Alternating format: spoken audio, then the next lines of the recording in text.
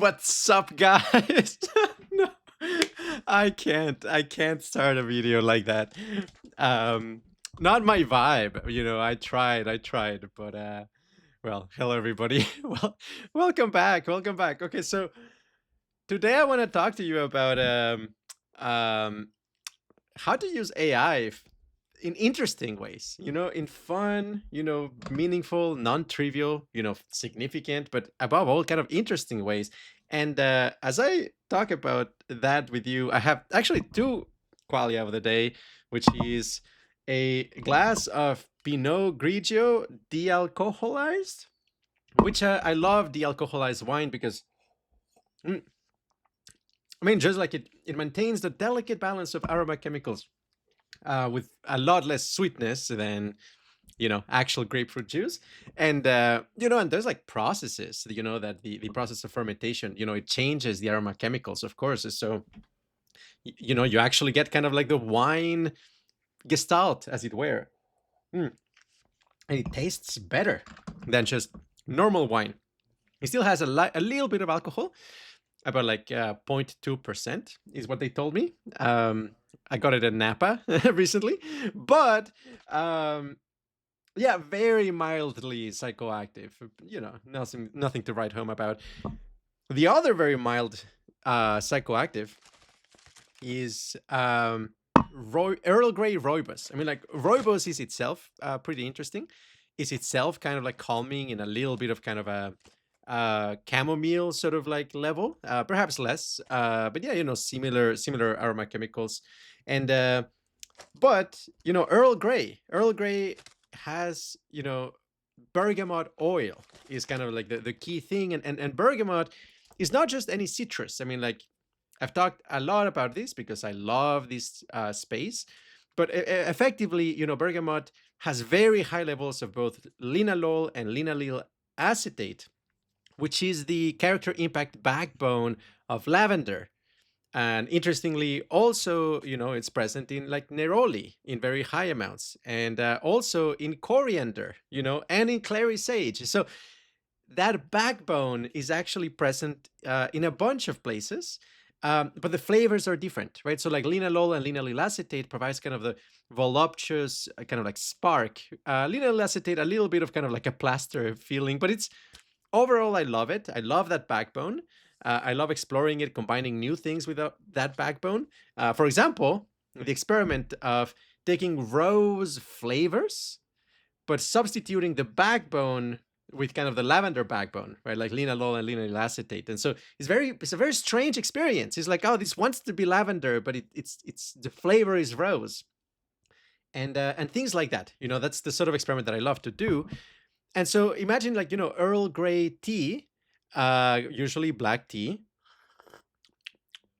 But now you kind of like take the aromatic backbone of Earl Grey and you put it on rooibos, and so you can drink it late at night and still have the very mild kind of like relaxing psychoactive effects of, lavender. There's also actually Earl Grey lavender tea, which is even more kind of like in the direction of, very, very, very, very strongly linalool and linaloyl acetate.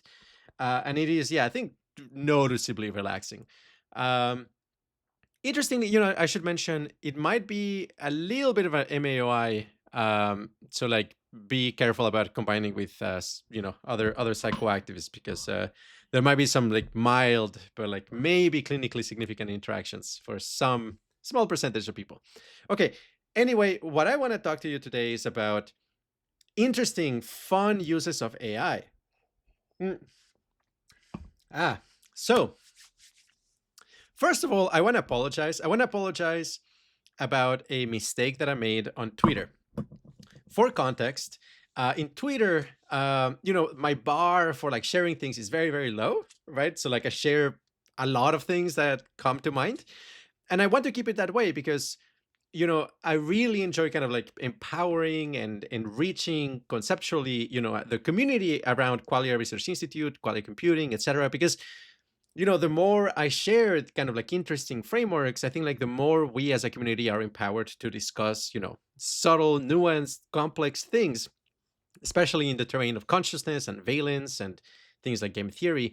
pro-social game theory, as it were. Um, and of course, yeah, like drugs and substances and broadly speaking, kind of like altered states of consciousness and psychoactives and things of that sort. And that's good. My threshold for like when to share things on Twitter is fairly low. After that is things such as, my videos where I talk about a lot of things, even, you know, making the disclaimer, I probably am wrong about a lot of things, but at least, you know, the cost benefit analysis, is on the side of, hey, let's share more, because I really value kind of the creation of a community that engages with these topics very deeply. Then something like qualia computing, and then on the high end of, okay, like this has to be really vetted before it's shared, is posts in Qualia Research Institute, and then of course like peer-reviewed papers. Now what I want to say is, I recently made a mistake in Twitter in one particular post that turned out to have significant amounts of misinformation, and the source here was indeed AI. And I'll explain what happened. So um like the recent revelations about Elon Musk's ketamine and stimulant use. I was like talking to O3, which is currently my favorite AI to interact with. I think is brilliant and really interesting and fascinating. Uh, and I was asking, it is like, okay, like based on like publicly available information, what is the most likely kind of like pattern of consumption of these substances by Elon Musk? And I had done this with other people, and other public figures with like known drug usage, and for the most part, it makes like reasonable estimates. Nothing too crazy out there, but he was making really strange kind of like very I don't know, like over I think like too pessimistic in a sense, like estimates for Elon Musk. It estimated something like 150 milligrams of ketamine per week, based on what you require to take. Um, sorry, 1.5 grams of ketamine per week, which is a huge amount. And then also something like 30 milligrams of Adderall every day. I think that's very implausible on several fronts, including that, Adderall come downs are like pretty noticeable. I would not be surprised if he uses like small amounts, like 2.5 milligrams to 5 milligrams, every day or every couple days, once a week. That would make a lot of sense. But 30 milligrams of Adderall every day, he would be very, very obviously kind of like in a bad mood for a lot of interviews and media exposures. Then again, like O3 would argue that, well, he times, the dosing precisely for kind of media appearances, and maybe the brunt of the bad mood is actually experienced in private, and maybe, it was arguing there's something like that maybe potentially happening. Interestingly, the most kind of like damning thing is Elon Musk's very weird, pattern of Twitter use, where he's like a social media addict, obviously, and also sending a huge amounts of misinformation constantly, verifiably, both morally and objectively, wrong posts that I don't want to get into a fight with any Elon Musk lover or apologist, but his use of social media is obviously unethical and antisocial in a lot of fronts, which is very consistent with somebody who takes a lot of Adderall, or like maybe uses ketamine for easing the calm downs, and is kind of like in a disinhibited state frequently, and I can understand. I can relate to that. Even on some level, it's kind of if you're high, so to speak, right? And yeah, you're less afraid of kind of like possible repercussions of posting misinformation on Twitter, as it were. I'm not confessing to being high when I posted that slight misinformation tweet. I'm just being kind of like candid about, like, yes, okay, like it makes sense, and also just like the pattern of usage, right? Like so many posts kind of like from 2 a.m. to 4 a.m, erratic, with a lot of political misinformation, and polarizing, is like, yeah, that is kind of what I would imagine if I had taken like 30 milligrams of Adderall earlier in the day, and I was very irritable and trying to sleep, and like to sleep wasn't coming. um anyway, though, the post that I made did contain one very important source of misinformation, which was actually from O3, because it had told me that there were these publicly available posts where people had gone on the record explaining that like Musk's advisors, sorry, handlers, would kind of like signal to the White House staff that, hey, like today is a red dot or like a yellow dot type of day, where like yellow dot would be something like keeping updates to bullet points, and red dots effectively like offsite therapy, potentially like taking ketamine to unwind or kind of like undo some of the stress and stuff like that. And that is just false. Like there's no source for that. And the thing that bamboozled me, the reason I fundamentally made the mistake here is that I was not aware of how unreliable, in particular, O3's sources were, because I had gotten used to, for example, like deep research. Sometimes it makes up sources, but like it's a lot less. And it turns out that O3 actually makes up, it gives you a link to a source, and then you read that source, and what it quoted is sometimes not exactly correct, which big mistake, big mistake. That I was not taking that into account. So anyway, I don't have fake tears for kind of like a influencer or blogger apology, but I do have some fake snot, which hopefully will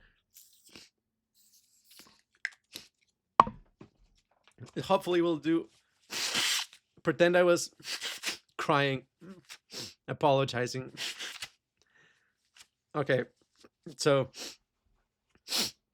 okay, all right, so with that out of the way, let's talk about fun AI, fun things to do with AI. So this is a little bit of kind of like summarizing some of the really fun things that I have done with AI since roughly like 2023, where ChatGPT started to be like, hey, like this is actually really impressive.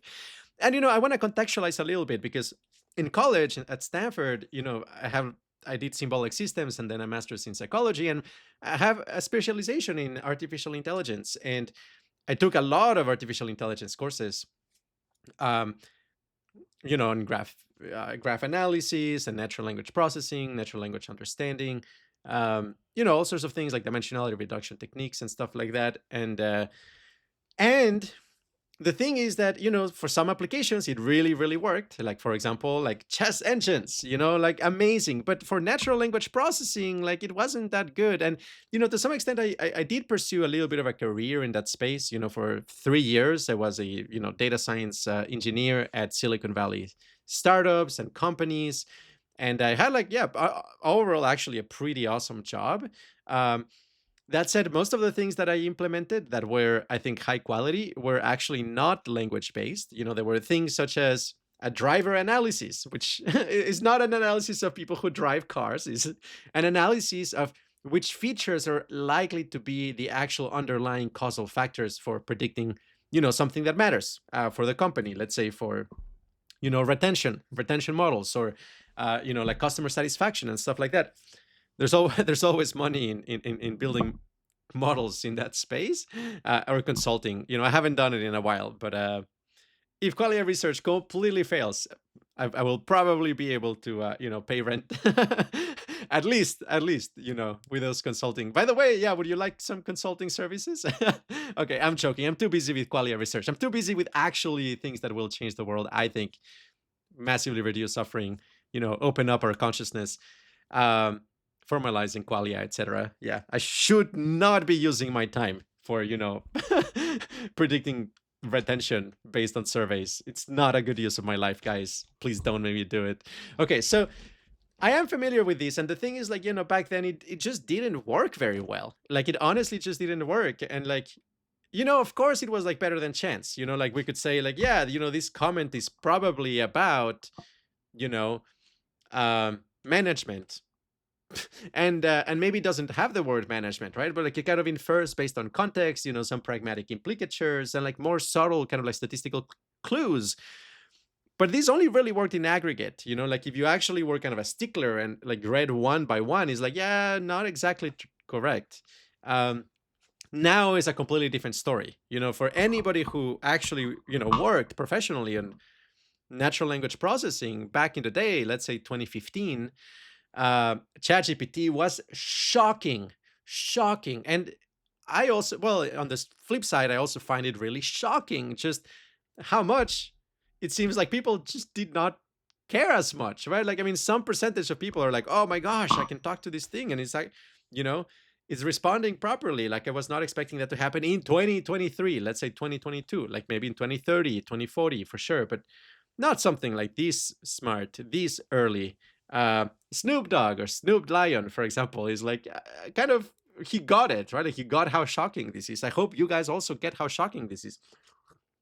But my experience then is talking to academics, for example, in Mexico or in Iceland, my family roots, as it were, the family friends, and my overall kind of experience has been like typically academics who are not, in Silicon Valley, who are not kind of like deeply immersed in all of these, they tend to grossly underestimate the significance of what is happening in a shocking way. I mean, from confirmation bias, where like you can kind of see like how they use the tool in a way that will kind of like subtly prevent them from realizing that the tool is smarter than them in lots of ways. And then, of course, yeah, nowadays, ChatGPT actually notices that you might feel insecure about your intelligence, and it will kind of not, give you hints that it is, running circles around you, and yeah, uh, whatever it's called, like making laps ahead of you, or something like that. So if you know what expression I'm trying to hit at, definitely comment. Also, please put a broccoli emoji comment to know that you made it this far in the video. Okay, so random aside, I love mimosa as scent. Oh my gosh, this is a very rich, very interesting scent. Mimosa, silver water, acacia del bata. What's fascinating about this is that it smells a little bit like violet leaf with some ionones, but it's also like powdery in a way that reminds me of like Royal Copenhagen, this very, very weird perfume. Anyway, like I'm contemplating adding a little bit of it to Hedonium Shockwave, although I don't know, Hedonium Shockwave is already pretty optimized. Um, anyway, leaving that as an aside, this is an expensive oil, but like, guys, this is, if you're a connoisseur of essential oils and perfumes, there's something really, really profound and fascinating about that scent. So, where I was heading towards is let's talk about fun things to do with AI. When I realized just how shockingly intelligent these systems actually were, uh, of course, like how you use an intelligent system is itself, a test of intelligence. I will mention that, Michael Levin, who looks at bioelectricity in biology, he actually says something like that, kind of like your conception of intelligence or your ability to test a system is itself, an intelligence test for you. So yeah, if you think, oh my gosh, like a plant is like dead matter, or like it's just not very smart, or like a single celled organism is like, yeah, whatever, it's just an automaton, very simple. He's like, well, actually, probably you are not able to kind of like test its competencies. Whereas yeah, somebody like Michael Levin, it's, hey, like, uh, creating xenobots that express different algotypes, and you mix the algotypes and they're capable, even like things such as like a tiny robots that implement a sorting algorithm, and then you mix different robots of different sorting algorithms, and you see how they organize and are able to sort numbers in new and clever ways. And anyway, you have to be creative about how you test the intelligence of a system, and that in and of itself is a test of your intelligence. So I think a lot of people just don't go very far here because they ask just like obvious or dumb or uncreative questions to AIs. The question is, can you kind of like really test the competencies of the system in a way that exposes kind of like the ways in which they're really rich and, juicy? And so I'm going to walk you through like some of the things that I tested that I thought was really kind of like endearing and mind expanding. So the first one, this is at a high level, I would say, combine technical fields in unusual ways. Early on, and this must have been like 2 years ago, I still do it every once in a while, is I may, at a high level, is like, okay, let's take differential geometry, and concepts from differential geometry. like manifolds and curvature, um, and geodesics, and then apply them to other fields. In particular, I thought there was a lot of like fascinating mileage when I combined literary analysis, like advanced literary analysis and differential geometry. For example, stories would be mapped to kind of like there's such a thing as kind of like a narrative geodesic, which is what is the shortest plausible, high probability path for a narrative to go from A to B. And so deviations from the narrative geodesic tells you something about the author and about the audience and about, what is going to happen next. And in a sense, you can kind of like actually score a literary work in terms of narrative geodesic deviations, and highlight paragraphs where like, hey, this is oddly, it takes an odd amount of time to go from here to there. You can quantify kind of like what we might call an idiot plot. And an idiot plot is where uh, the plot would be resolved if it wasn't for the fact that everybody is an idiot in this narrative. Mm. So you can come up with kind of like an idiot plot quotient by, kind of dividing the narrative geodesic over the effective narrative, right? Or the other way around. The effective narrative, the observed narrative, length versus the narrative geodesic. When that number is large, chances are you're dealing with an idiot plot. But there's just so much more. I mean, like, especially if you go deep in here and like you ask, ChatGPT or Claude or, well, my favorite for these currently would be, effectively like O3. But, there's any of the kind of like cutting edge frontier models should do something really interesting here. Is to kind of like explain to you like the various concepts and learn that way. Like, for example, Ricci flow. Ricci flow is a way of taking a manifold and kind of like simplifying it by essentially kind of like kind of like lowering the curvature everywhere, so you can eventually get kind of like just the backbone of the manifold. And so you can think of like, okay, let's take a plot and then kind of like create the literary equivalent of Ricci flow in that plot. Things of that sort. Be creative, don't be afraid of technical ideas and contents. Even if you don't understand the math or the physics or the chemistry, just go for it. And then, try to, in some sense, like learn about it by asking ChatGPT about it in the context where you're applying it. And, you don't over index on something like, oh, differential geometry and literary analysis. You can also go to, for example, hey, let's apply, evolutionary game theory concepts to, software design. Or let's apply, I'm just spitballing here. It's something like drug cocktail developments and dynamic system analysis, right?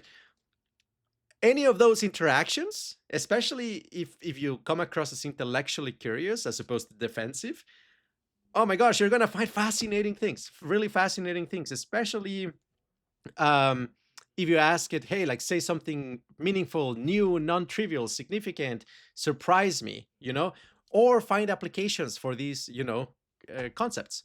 Okay, so the second one is sub-agent parliament, kind of like a role-playing engine. So sub-agents, in general, as I talked about in the last two videos, is an extremely rich topic. The first approximation, a very interesting thing to do is kind of like to take a public personality or take, yourself or take somebody who you respect, and then, provide substantial information to the system about them or ask them to read about them online, etc. Or like, give it the transcript of a long conversation, for example, that would do. And then ask it to, kind of like make sense of this person or of yourself in terms of sub-agents interacting under the surface. And, ask it to make like a detailed table, for example, of, the rows being different sub-agents and the columns being different properties, such as what they want, what they're trying to avoid, what their ultimate goal is, under what circumstances they're silent, under what circumstances they are awake. And then you can also do something kind of like, hey, like give me a table. In general, tables and matrices, awesome. Just like very, very good to kind of like prompt these systems for that. It's like, give me a table, an n by n matrix of sub-agent versus sub-agent, and like who would win in a fight, or like what do they want with each other, or how would they do a positive sum cooperation game against another subagent. And you're going to learn so much about yourself and about that person and about a certain certain social circumstances way, because that is just not a common lens. And I would also be cautious about like being overly restrictive or conventional here, because I wouldn't want you to, for example, just over index on, let's say, internal family systems, right? Like instead, like be very open, say like, hey, take the transcript of, for example, my latest videos and my two last videos, and say like, okay, using this set of conceptual frameworks for subagentic analysis, analyze this person, I don't know, like George Clooney or Brad Pitt, or whatever it is, and you will get like, I promise, a very novel perspective that will be very insightful, hopefully.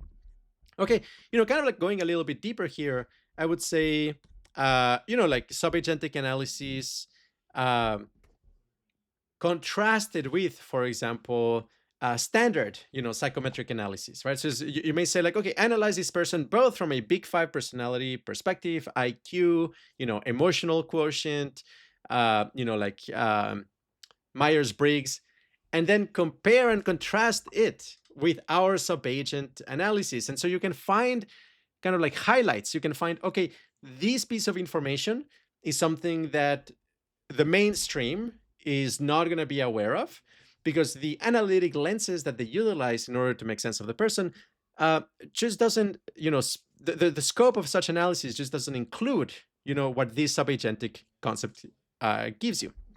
Okay, so to a first approximation, I would say use, kind of like rich intellectual, technical, sophisticated frameworks and blend them with each other and point them at things that usually resist conventional analysis. The next one would be, well, making demos, all over the place. I would say, like, for example, game theory, right? Is like one of the things that I did early on was like, okay, yeah, like let's vibe code, evolutionary game theory, kind of a lattice game where we take like different personality types, for example, different personality disorders. We make a matrix of who wins against whom. For example, narcissists win against um, borderline personality disorder because they know how to control them. Borderline personality disorder wins against OCD, because the emotional volatility is just not something that they can like really deal with.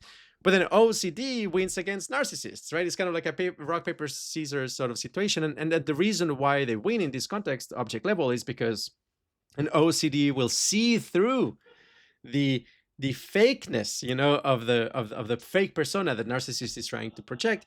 And like actually OCD, they will count how much they worked on XYZ. They will show up on time. They will, things that the narcissist just doesn't really care. Like it's going to be able to call them out in such specific ways. And so but you also have, let's say, histrionic personality disorder and other quirks, or for example, being on the spectrum. Politically incorrect, but just very fun and insightful. Above all, insightful. That is where this is actually interesting, and honestly, very important for future game theory and improving the world, and not being bamboozled by people in a company, organization, or personal relationships. So all of that is to say, I remember early on, I kind of like coded up this, um, who would win in a ultimate kind of a game theoretical everybody against everybody in terms of personality disorders and attributes. And yeah, it was kind of this lattice where you have kind of like adjacent, adjacent cells compete with each other. And you have kind of like a probability matrix for like who will win and who will be able to reproduce and take over. And yeah, no, in the end, actually, there was kind of like this pinwheel, like only three factions remaining, which were indeed narcissists, OCD, and borderline personality disorder. Just like really fun to watch. And, I made some GIFs out of that and posted on Twitter again. I think that was a popular post. Popular post. So, anyway, just like demo making, like come up with a clever maybe a little bit edgy, but like pro-social idea at the end of the day. And like, within an hour with a little bit of coaching, you can get a really fun demo and make some video about it. Like, I would encourage you to do something like that. Okay, so now custom fragrance reverse engineering. So I'm currently working with Earl, who is now like helping QRI develop perfumes, and he's kind of like an amazing, his knowledge base and phenomenological descriptions are very precise and very nuanced. And I would say that his knowledge base is wider than mine. So I can't wait to see, like what kind of perfumes he ends up creating. Amazing set of research. But by his standard, current O3, the robot, as it were, doesn't get everything right. Like if you ask it to predict, hey, like if you combine such and such aroma chemicals, like how is this going to smell, it makes some substantial mistakes. At the same time, though, I have been broadly very impressed, and this is from early on, like 2023, let's say, but like even more so now, with the richness of the latent space of these models. So I can actually, like, for example, something I was doing earlier today was I took, for example, the formula for Fearless. Fearless is one of the QRI magical creature scents, which, contains like notes of banana and honeydew melon and mint and vanilla and a bunch of like what we call like perfumer's tricks to kind of like make it all fit together. A little bit of like ylang ylang, but not the whole thing. I mean, just a little bit of some facets of it, and you end up with this kind of like very pleasant, friendly, child friendly, kid friendly, kind of like sweet, bubble gummish kind of scent that diminishes fear. And I was very curious. He's like, hey, like who else has done anything kind of in this space? And I give it like the actual formula, the aroma chemicals, the proportion, number of drops of each of those. Well, actually, the proportion in volume, and I'm just like, yeah, very fascinated because like it does have like an astounding kind of like knowledge base. And if you ask it like, hey, which perfume will smell the closest to these, it can give you a list of like the top 10 perfumes in a table that says which ones are the closest for what reasons, and makes like compelling cases for all of them. Or for example, let's say, hey, if I want to compress the smell of, I don't know, Cajeput is the one that I was exploring recently. But yeah, no, let's say this one. Xanthoxylum. Xanthoxylum. I don't know if you can smell it. I mean, sorry, of course you can. What an idiot. I don't know if you can see, if you can read it. Okay, try to smell it. Okay. Maybe you smell it through the microphone rather than the camera, right? Which one is the most plausible?